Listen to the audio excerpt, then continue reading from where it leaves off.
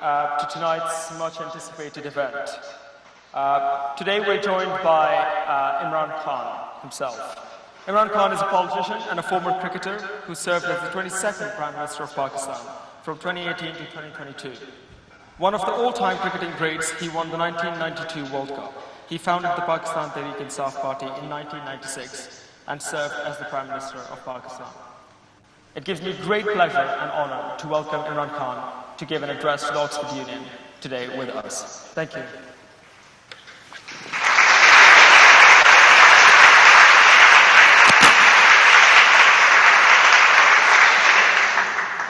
Thank you very much. It's always a pleasure to address the Oxford Union. I have, I think, spoken about 3 times before. But today is a very critical time in my country's history when I'm speaking to you. So let me just first start by saying why someone who was a cricketer, who didn't really have to do anything after finishing sports, because, you know, we sportsmen, if we reach a certain level in sports, and then once we give up sports, then we don't really have to do anything. All we have to do is talk about that sport for the rest of our lives and earn, pretty good money by just going on television and speaking. So why did, again, someone like me who had no reason to be in politics, I mean, if someone asked me to take politics as a career, I would shoot myself, because the idea of going and asking for votes from people, someone who doesn't need to. I mean, it never has. I've never understood the idea of being a career politician. So I came into politics for one reason, because having played cricket, seen the world, and then contrasting the system in England, because I used to play professional cricket there, and then seeing Pakistan and most of the developing world, I came to this one conclusion. The reasons why nations fail is only one reason: not having rule of law. And the reasons why countries are prosperous is because they have rule of law. So I call my party Movement for Justice. And I launched this 26 years ago and started really from nothing, no political background. And for most of my first 15 years, people mostly laughed at me, because there were 2 entrenched parties. We had a 2-party system. And I came against both the parties. So, and these 2 family parties have ruled Pakistan for 30 years. And in this time, corruption has reached the highest point, whereas our economies, Pakistan's economy, which till 1990 was ahead of all the economies in the subcontinent, from 1990 onwards, when these 2 families took turns to rule Pakistan, we started going down, and we were overtaken by even Bangladesh, which was way behind us. So the reason was simple. We did not have rule of law. And that's why, again, Movement for Justice. And the whole problem, not just with Pakistan, it's with the entire developing world. We have this problem.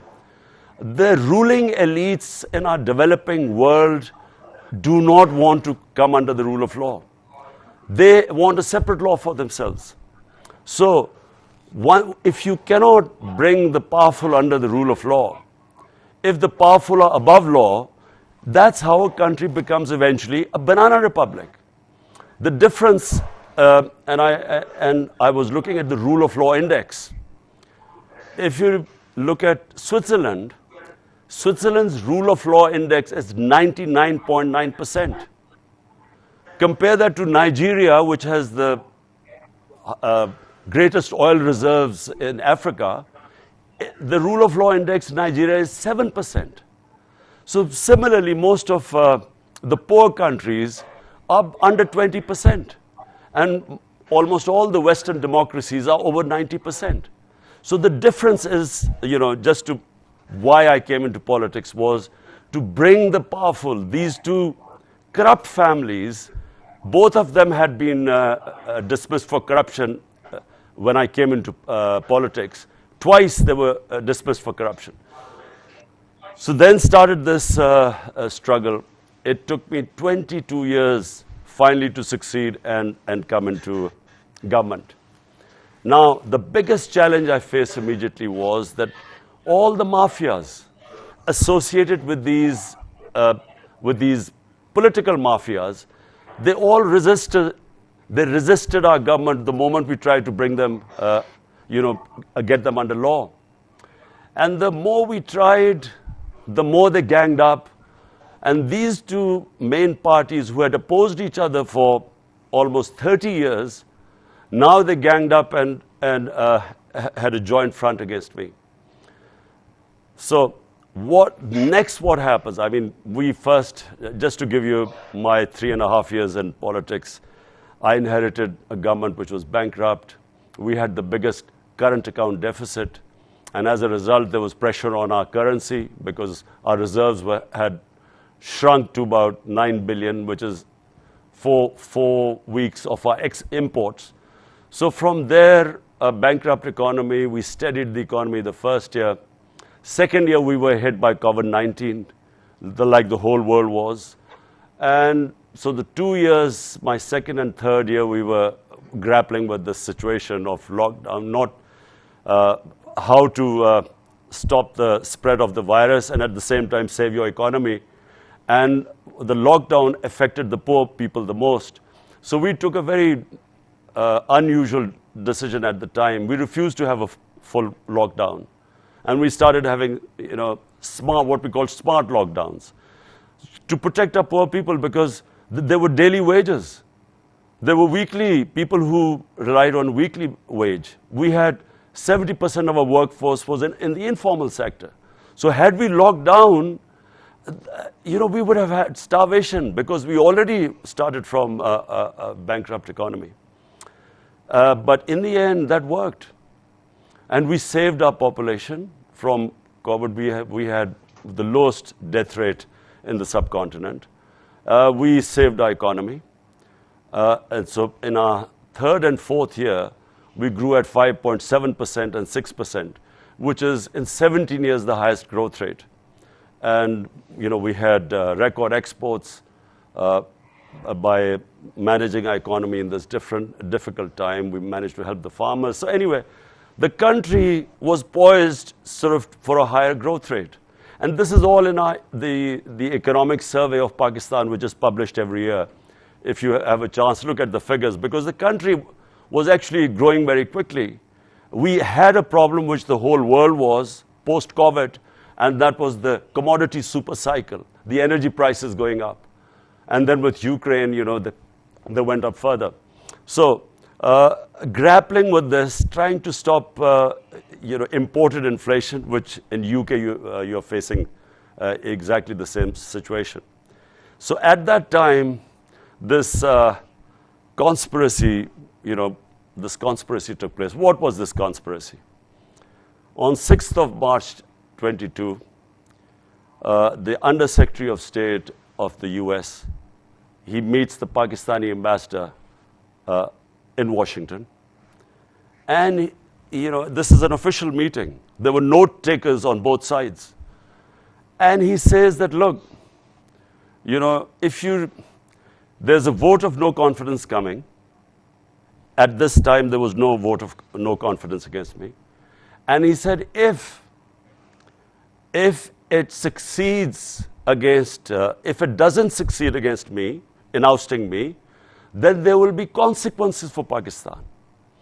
But if it succeeds, then all will be forgiven. So this arrogant discourse takes place between the ambassador and this Donald Lu, who was the Under-Secretary of State in Washington. I read this cipher. Now imagine, here I read this, that he's telling my ambassador, he's telling my ambassador to get rid of me, the Prime Minister.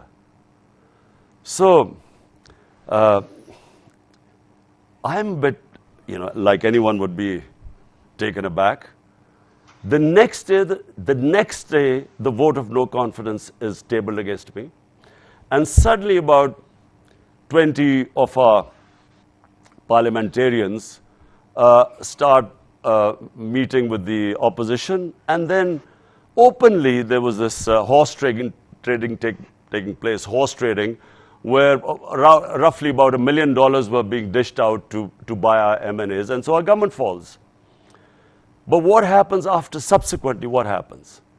We are replaced by a government where 60% of the cabinet is on bail on corruption cases.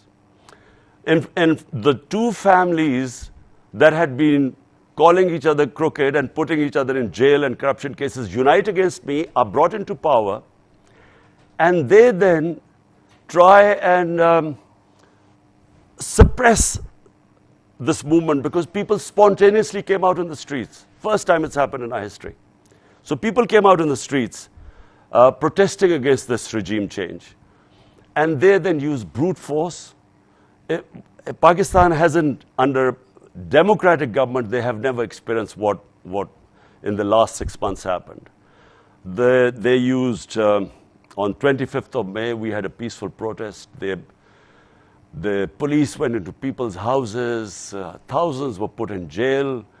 There were women, families, children were, because in our protest, families participate. First time ever so much women participate in our rallies.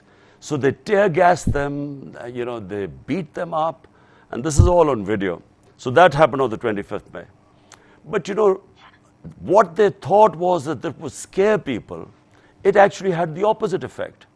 So rather than our movement after post my government going, rather than it sort of slowing down, the movement got stronger and stronger. And there were two sets of by-elections, one in July and then one earlier this month. So both by-elections were swept by us, by my political party. So since then what has happened is that this reign of terror is taking place in our country. There's a clampdown on media, unprecedented. There are cases on me, there are terrorism cases. They came to arrest me on a terrorism case, and the case is that one of my close aides was subjected to custodial torture. He was sexually abused, he was stripped naked. So I gave a statement in a rally. I did a protest rally against it, and I said, the judge that sent him back to remand, in other words, when he was tortured, he was presented in front of a judge. Rather than giving him a bail, the judge actually sent him back to the police station who had tortured him in the first place. So I said we would take legal action against the judge. They slapped terrorism case against me. They came to arrest me. So this sort of thing is going on in the country. Then they try to disqualify me because they realize that they can't beat us in elections anymore. So the situation right now in Pakistan is this. There's a clampdown on media. Journalists who support me, who have stood with me, are hounded. One left the country. Two were beaten up. One was put into jail. And then the most tragic thing that has happened, and of all the things it's affected, I'm still affected by it because I've announced my protest march today. Just now I've announced it, that we will be doing a huge, and inshallah, in my belief, it will be the biggest ever protest in our history. A journalist of great integrities, one of the most respected investigative journalists, Arshad Sharif. He was constantly writing about this regime change and how this conspiracy took place, and he constantly wrote against it, and these crooks which have taken over, who, by the way, $5 billion of the corruption cases, they came into power, and through a legislation, person-specific legislation in assembly, they are removing themselves from these corruption cases. It's never happened before. So people who were writing against them were was subjected to all sorts of victimization. But the most tragic one was Arshad Sharif.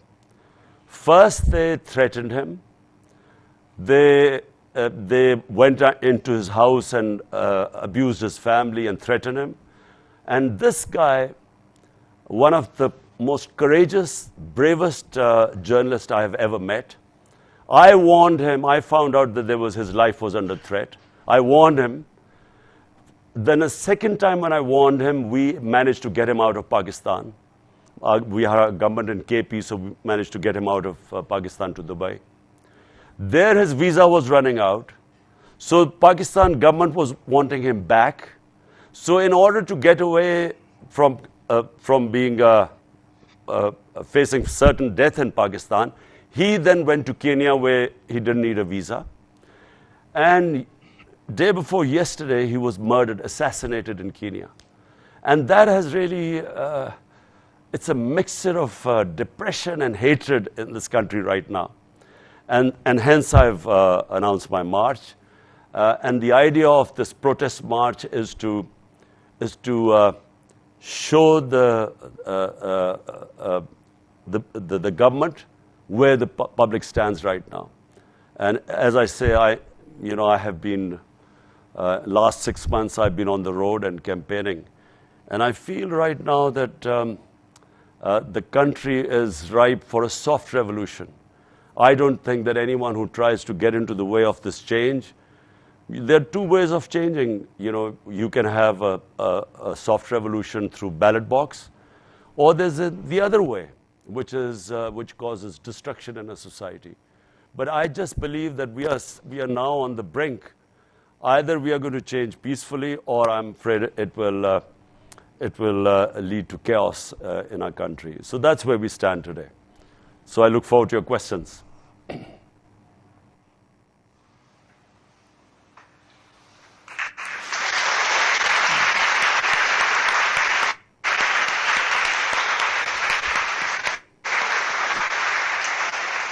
Thank you very much for that address. I'd like to sort of get into some questions before we get into some questions from the audience here at Oxford Union. And I wanted to start off with of course, the biggest news that is surrounding freedom of press at the moment. So we all heard about the recent tragic news of Arshad Sharif's death in Kenya, from yourself as well. And it is a very sort of difficult thing. It brings into question the freedom of press in Pakistan in general. So freedom of press has been a big issue in Pakistan. According to Reporters Without Borders, out of 180 countries, Pakistan was placed 157th. What do you think should be done to uphold freedom of press in Pakistan and to protect freedom of press? I mean, even in addition to this, ARY, which is one of the biggest news channels in Pakistan, was closed, shut down. So I wonder, what do you think would be a solution to this sort of moving forward? Look, let me say that who is worried from freedom of press?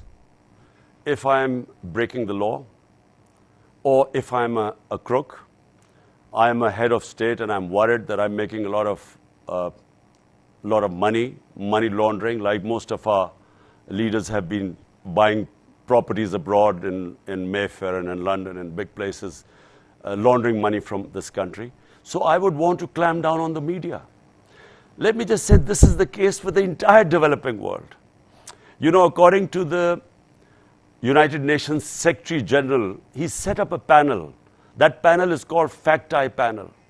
It was to find out why is there a difference, the difference between the rich and the poor countries, why is this increasing? And it came up with startling results. Number one, they said that every year, now you will all be shocked to hear this, every year $1.7 trillion move from the developing world into the developed world, into the richer countries, offshore accounts. $1.7 trillion from poor countries or developing countries move to offshore accounts, rich countries, properties in London, New York, and big Western capitals. I mean, this is a plunder going on of the developing world at an incredible speed. If anyone who understands the history of the Indian subcontinent, when the East India Company came into to India and started operating and took charge, India was about 23-24% of the world GDP. And by the time, India got its independence, it was, barely 3-4% of the world GDP. So the wealth was stripped off the country. It's exactly what the ruling elites of the developing world are doing right now. They're stripping off the wealth from the poor countries and taking them, as I said, into these tax havens. Now, problem is that I tried 3.5 years I was in power. I tried each time in the United Nations General Assembly. I kept saying that there has to be action taken against this illicit flow of money out of developing world, just like you do of terror financing or like drug money, which affect the Western countries. They must do something to stop this plunder of the developing world. But there is no incentive in the rich countries to do anything because they benefit from this flow of money. And it's the poor countries which, unfortunately, they do not want to do anything because, sadly, a lot of the leaders of the developing world are laundering money out of their country. So they're also not interested. So what is happening is that the poor people are getting poorer. This gap will increase and you will have this economic migrants. This is just going to become an epidemic sometime ahead. You will have these people dying and crossing, in these boats trying to get to the well-off countries. Something has to be done to stop this. And I'm afraid the developing world sooner or later must realize that this situation cannot go on. Yeah, no, absolutely. And I think that speaks to generally sort of a problem with sort of the many problems within developing countries as well. But the more particular thing that I sort of intended to touch on was the upholding the freedom of press in Pakistan in general. But one thing that I wanted to particularly mention, following up on my previous question as well, was that during your tenure as a Prime Minister, Pakistan dropped 18 points in press freedom, according to Reporters Without Borders. I was just wondering, what did your government, what sort of steps did they take to uphold freedom of press in your government? And of course, now it's very bad in the state that a journalist is dead in Kenya, and a news channel is shut down. I just reiterate the question of how do we get out of this situation where the press in our country is just not safe? These things that we talk about here will never be sort of brought into light. Okay, let me just explain to you the difference between what was happening during my time and what is happening now. There was not one journalist that my government ever thought of, forget about persecuting, I mean, even trying to muzzle him. Because if I have nothing to hide, if I'm not corrupt, and if I'm not breaking the country's law, why would I be scared of freedom of press? The people who are scared are the mafias. And this is what is happening right now. These are mafias. The problem we had, and which is why maybe, because what, you say that we went down a few notches. Look, when I took over, we had been going through this war on terror. 80,000 Pakistanis died in this war on terror, which we participated in, which we never should have. It wasn't our war. But as a result, 80,000 Pakistanis died. Right now, there is still terrorism. We still have Pakistanis dying of terrorism, but on the peripheries, not like it was before. But when you're fighting against terrorism, I'm afraid that's when the security agencies, then they take a much stronger role.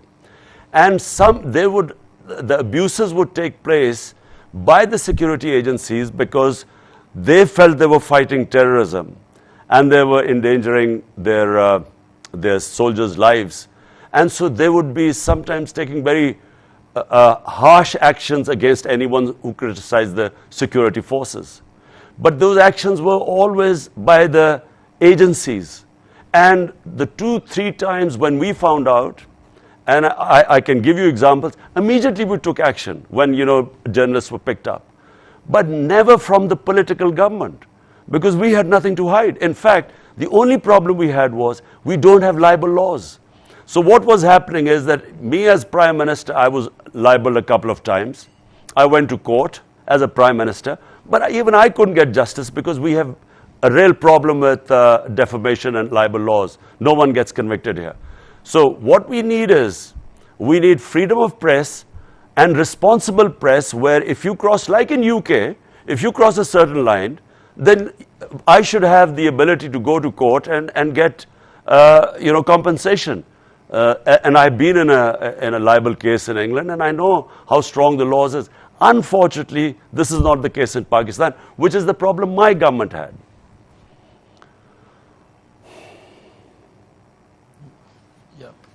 No, absolutely. That puts it into context, especially sort of the transition between governments and the freedom of.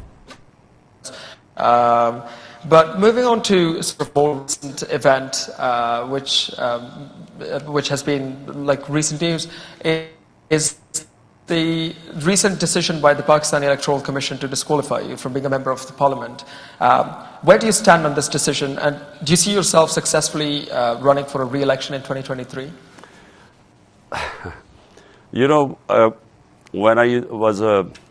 When I started playing cricket, and when children and as boys we used to play cricket. So when the other team used to be losing, a lot of the times the boys would just pick up the stumps and run away and said, we are not playing anymore. Now this is exactly what's happening right now. In 2 by-elections which we've competed, it's never happened before that sitting governments have been routed in the by-election. That is because of massive public turnout. And it's also because, despite the fact that the election commissioner is completely biased, it's not even biased, he's just part of their team. It's like them playing with their own very biased umpire. Now, and I'll just give you an example.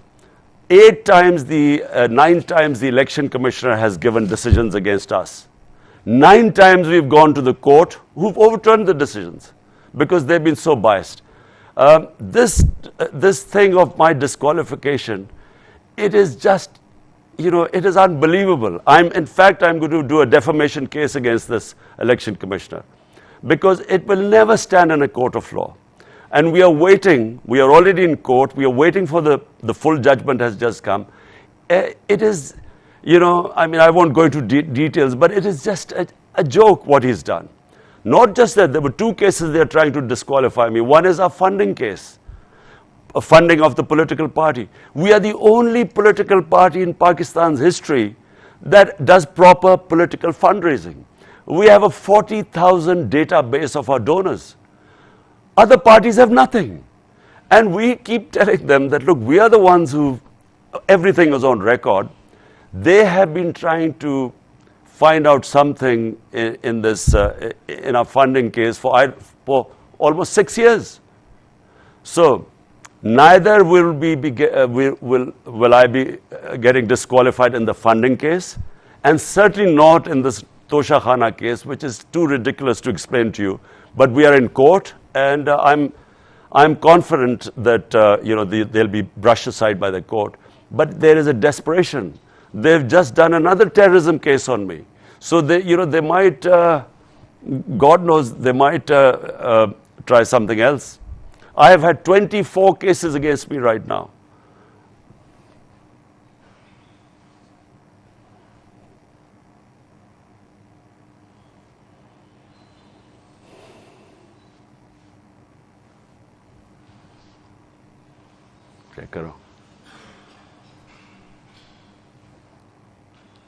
Can you hear me? Yes, apologies, it's the Wi-Fi. Was I talking to myself? No, I think we heard a bit. It was just towards the end part that you cut out.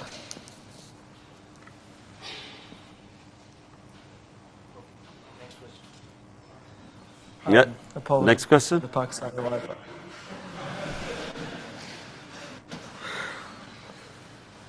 Which bit did you hear and which you didn't hear? I don't, where did I start talking to myself? I think generally we heard. I think you covered the point in general, and I think it's sufficiently clear that that you of course do not agree with this decision, and you want to, of course, that you will be rerunning and that you will be contesting this decision in any case, and it's that you believe that it's ridiculous. I think that's a satisfactory answer. So I think I'll move on to sort of the next question, which is slightly more of a difficult conversation, I guess, but it's a conversation that is to be had, especially in the context of Pakistan, which is to do with the military and the politics of Pakistan. Now, your government has had good relations with the military, or had good relations with the military when in power. After the no confidence vote and after a series of events, your party distanced itself from, and in some instances it was said to have spoken against the military. What is your stance on the military's involvement in the country's politics and in the country's running? So look, first of all, let me say, Pakistan became a security state when we came into existence, because there was a fear in Pakistan that we have a neighbor who's 7 times the size of our country, much more resourceful. And immediately after independence, the next year, 47 we were independent, 48 there was a conflict with India on Kashmir. So that framed the mindset of our country, because the fear that a huge neighbor can easily overwhelm us. So the military naturally in such circumstances gained more importance. And then we had martial laws. So we've had 3 martial laws where the military took over when they thought that the civilian governments weren't doing well. Now, the problem with this is that, we have never had an extended run of democracy. So that balance that should be in a society between bearing in mind we are a security state, so the balance between the military establishment and a civilian government, that balance has never really been there. So what happens is that when you have a democratic government, the responsibility lies with the democratic government to deliver. But the democratic government does not have all the power. So it does not always have all the authority. So unless authority and responsibility lie in one place, it's very difficult for any management system to work.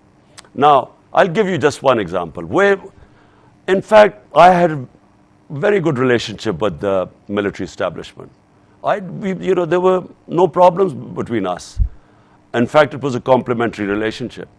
But the one area where I had this problem was because I had been campaigning for 22 years when I came into power, that the powerful must be held accountable. They must be brought under the law. So action must be taken against them. So they were openly stealing money, laundering money out of country, living in these palatial palaces or huge luxury flats in London, money stolen from this country, and never giving any money trail or source of income. How did they acquire this great wealth? So we saw them. I knew these 2 families for the last 40 years, and I saw these rags to riches stories where they never had this sort of money, but suddenly they're worth billions of dollars now, lying in outside Pakistan. So my point was that these 2 corrupt families and people associated with them, they should be held accountable, and there were already cases pending in our accountability bureau. So all I was asking them was that action must be taken. Now, unfortunately, the accountability bureau was not in my hands. So and they were controlled by the establishment. Now, I would keep telling them that, look, take action against these people. But unfortunately, for some reason, the establishment's views on corruption were completely different to mine. They did not take that seriously. I kept telling them that no country can prosper if the ruling elite is siphoning off money outside the country. And, I kept, because, they didn't have any idea, they did not understand the difference, as I have mentioned earlier, why countries fail. The developing world and the developed world is rule of law, because the reason why countries prosper is because once you have law, you have level playing field, you unleash the potential of a society. But when you have all the resources are controlled by a tiny elite, the people are enslaved by that. So the societies just cannot grow. And then when you launder money outside your country, when the ruling elite launders money outside the country, it puts pressure on your currency, which devalues. When that devalues, it causes poverty because inflation, imported inflation takes place. So this is where the point of disagreement took place.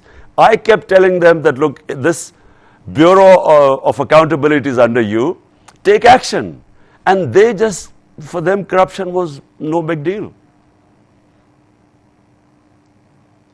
No, thank you for that. I will ask one last question regarding something that you mentioned and have been of course, very strong about, is mentioning the two political parties, of course, as two families. You've mentioned the dynastic politics has been a huge problem in Pakistani politics. And I think people would agree that one thing that PTI is seen as different is that it offers, what it offers is hope of making it to the top of leadership without being part of a particular dynasty, for people who are competent, for people on their merits.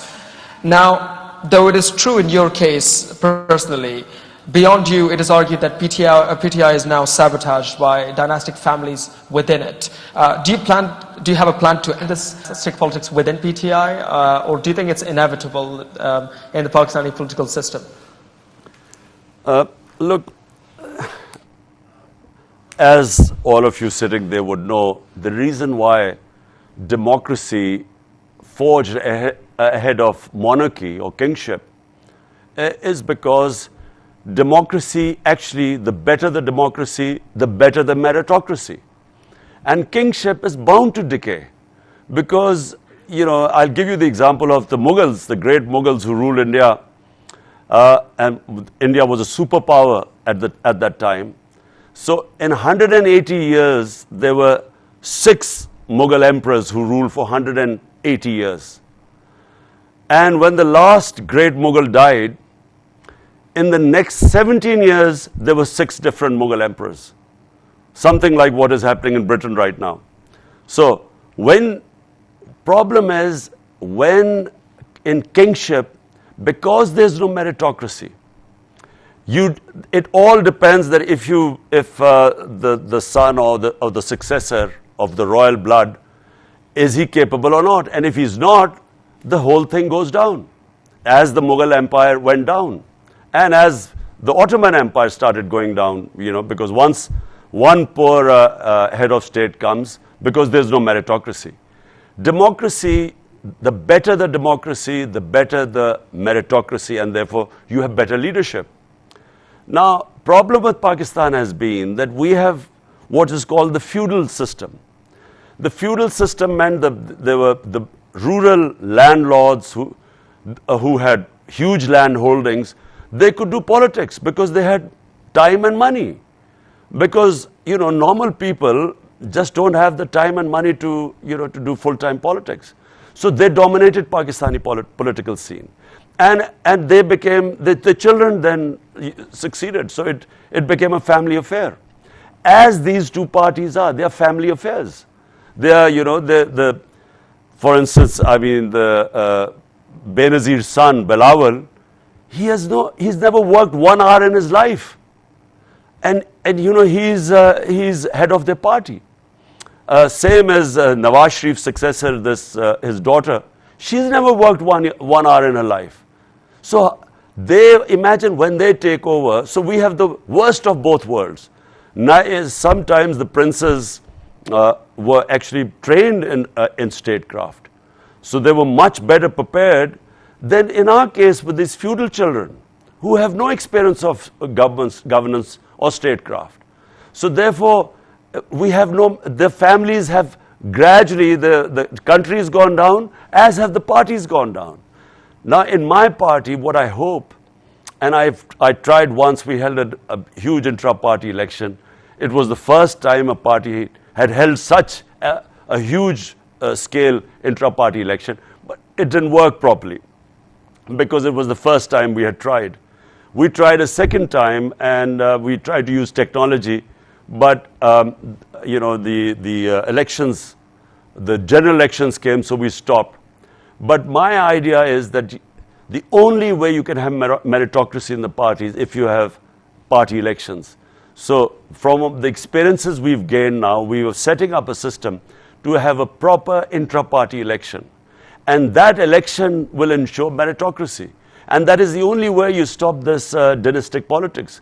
If a family member is good enough, fine, he can come up through the elections. But it should not be this nomination that just because you're born in a certain family, you should be automatically, get a party ticket. That should not happen. Absolutely. Thank you very much for this conversation. I would like to sort of, for the last part of this conversation, move to the floor for any questions that they may have for yourself. So yeah, I open the floor for any questions. I recognize this member, blue jacket. Yes, please speak loud. They will give you the mic.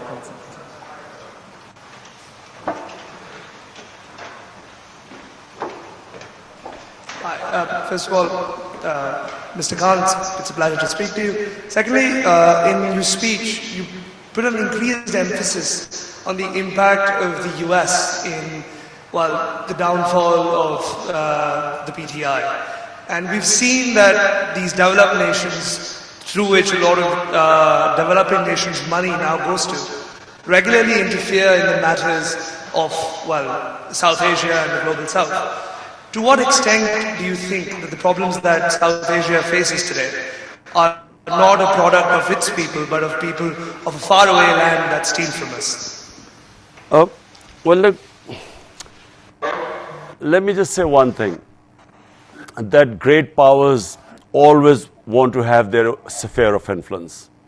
And they always want, this is throughout history, they always want governments that are part of their influence, so would do their bidding.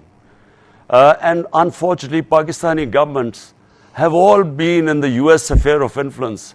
And we have, the worst thing in my opinion, where we did, part of our foreign policy is that we made decisions not for the benefit of our own people, but to please the US.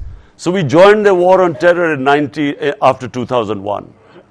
And 80,000 Pakistanis died. 3.5 million people got internally displaced. Our ally, the US, conducted 400 drone attacks on Pakistan.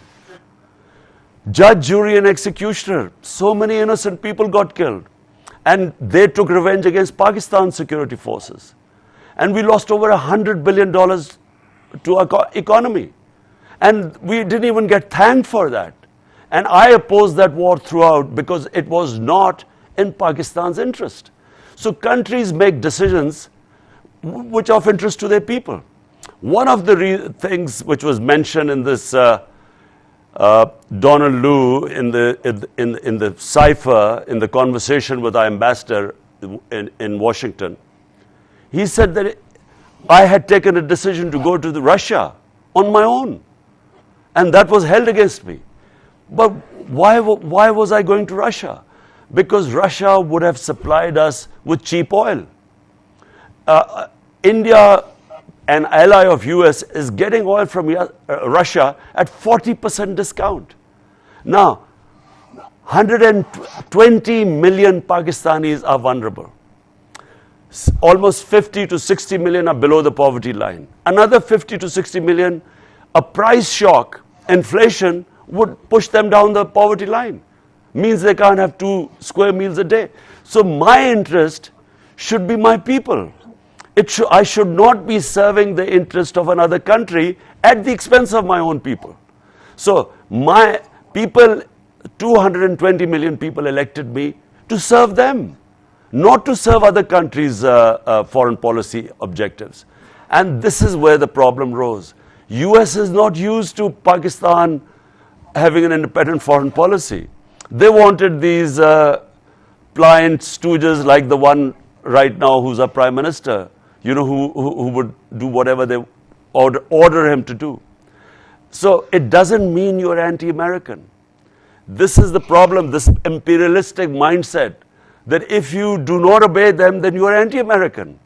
But if you talk about your own national interest, which is what I did, and I think for somehow in this Biden administration, they just thought that I wasn't the right one, and they wanted a more pliable stooge.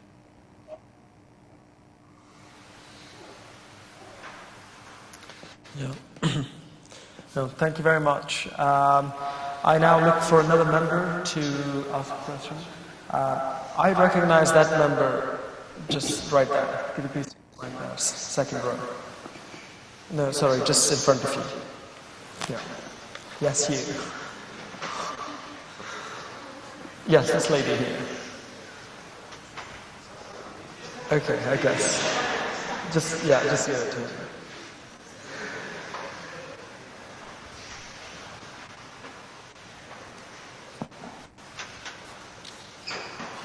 Hi, so let us assume that and hopefully you do get back in power. I know it's a big... So the camera is behind you if you want to So hopefully you do come back in power. Hopefully you are able to reduce the army's power and by doing so reduce corruption, fix the legal system, and fix dynastic politics. So in that process, how do you think you'll be able to control how much power you individually have? So in other words, as you break down this corrupt military control system, how do you make sure that this new system is democratic? Look, like Pakistan, like most of the developing world, we have series of problems. There are a lot of problems we face. Number one, we just do not have enough money to spend on our human beings. So, human development, you can't really rise as a nation if you don't look after your human resource, if you don't invest in your human beings. Problem is that all this prosperity comes after the rule of law. So it's my entire life's experience that unless you have rule of law, you don't have democracy. If you hold elections without having rule of law, you will have warlords, you will have mafias coming up because they will have more resources. They will have the muscle. So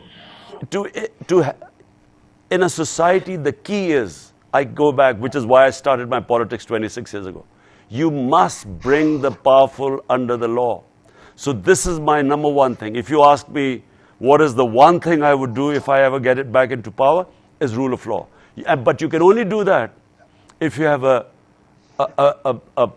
good majority in a parliamentary democracy. Last time when I came into power, I had a coalition government, not a strong government. And so therefore, it is very difficult in a parliamentary democracy. If you come up with a coalition government and a thin majority, you are always subjected to blackmail. You can't make strong decisions because, you upset powerful mafias who then have ways of undermining you. So if I come into power, I will firstly only come into power if I have a clear majority, because otherwise I would not be able to implement my reform agenda, which starts with rule of law. And I believe that everything follows that. Prosperity follows once you've established rule of law and justice. Yeah. No, thank you very much. I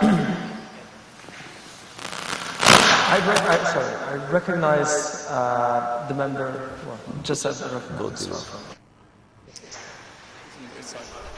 Hello, Mr. Khan. Thank you very much for joining us here today. You talked about rule of law. While it is very important to uphold the rule of law, but during your tenure, you've been accused of breaking the rule of law yourself. You've been accused of breaking the Constitution, Article 92, by preventing the no-confidence vote despite the Supreme Court's decision. During your tenure, there was a sitting MNA who was incarcerated despite the Supreme Court decision to release him, and yet your speakers did not give an order to bring them to the Parliament despite it being against the law.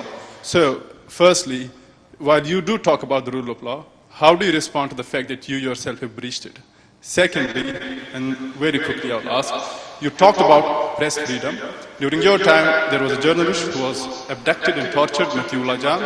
During your time, Abzar Alam was shot. It was during your time, Nusrat Javed, another journalist who criticized you, had to leave her job.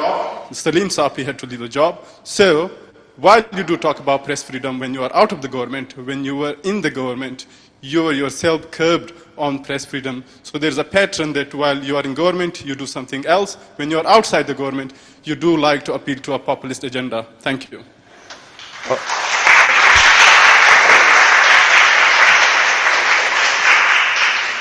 So can you, let's start first by Matiullah Jan. We found out Matiullah Jan had been picked up night before. The first thing we did was in the morning when we found out he was released. We found out that he had been picked up by the security agencies because he had said something against them. My government immediately had him released. The other guy who was shot had actually nothing to do with freedom of media. It was a personal dispute which we investigated and found out. There was no journalist that where my government clamped down upon. There was not one journalist. These incidents, there was maybe one other incident that had to do with the security forces. And let me explain. Why were the security forces used to this?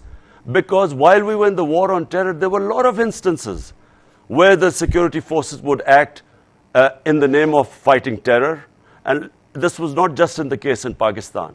If you look at the US with Guantanamo Bay, fighting terrorism, always they used to take more liberties.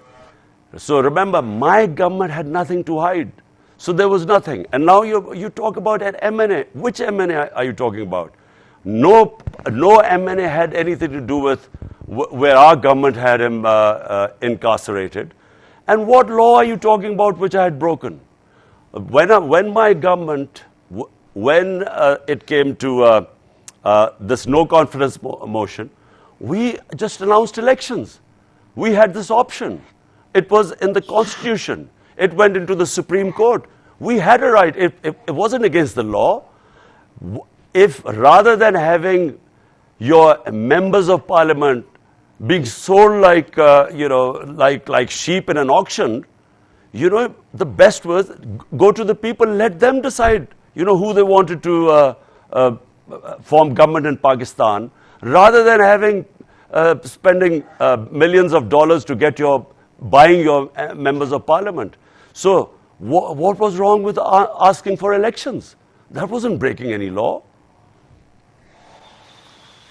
Well, thank you very much. We'll have one or two more questions because we're arriving to the end of the event.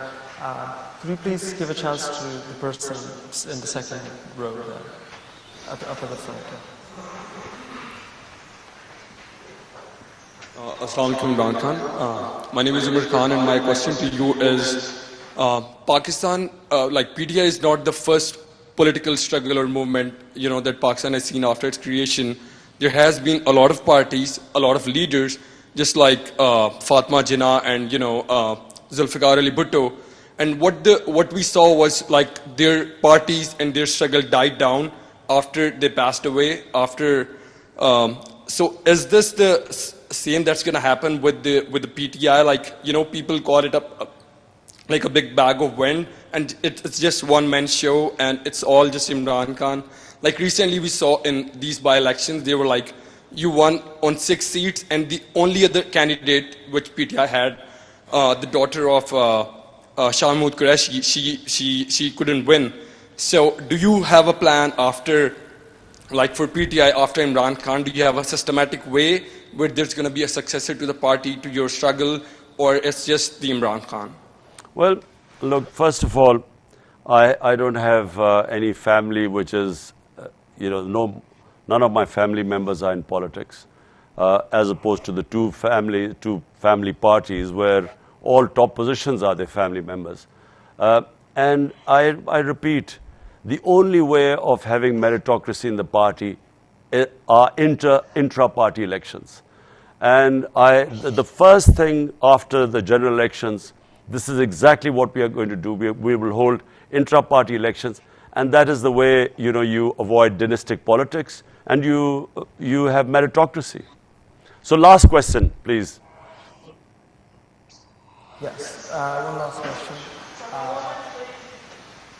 Sorry. Can I recognize this member here, please? This girl here. Thank you. Assalamu alaikum, sir. My name is Malaika, and my question to you is regarding with the long march that you're organizing currently. With this historic feat that inshallah you can achieve, what do you think this will impact in the future of Pakistan, and what is the message that you're trying to send to your opponents? Look, democratic parties always go back to the public.